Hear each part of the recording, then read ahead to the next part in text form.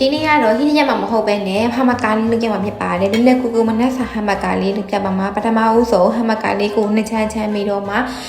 soft လေးကိုလည်း sauce ဆန်မိထားလိုက်ပါတယ်အဲ့ soft လေးရတယ်လို့ချင်းအရန်ကိုမှရတာရှိပြီးတော့ soft လေးဆန်မိထားပါဒီနေရာမှာမယောနစ်လို့ပါလို့ထည့်ခြင်းလဲဆိုလို့ရှိရင်လည်းထည့်လို့ရပါတယ်မြကမယောနစ်မကြက်တာမို့လဲမကြိုက်တဲ့အတွက်ဒီမှာမယောနစ်ကိုတော့မထည့်ထားဘူး soft လေးကိုပဲထည့်ထားပါတယ်ကြက်ဥလေးကိုလည်းကြော်ပြီးထည့်ထားပါတယ်ကြက်ဥလေးကျမကြော်လိုက်တာမီးလေးကနည်းလက်လုံပြီးတော့မပြတ်မလားပါလေးဖြစ်သွားတယ်ပေါ့နော်ဒါပေမဲ့လည်းစားကောင်းပါတယ်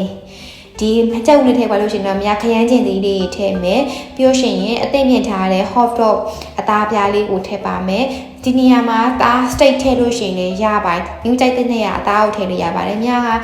ကဝယ်ထားတဲ့ street food တော့ spicy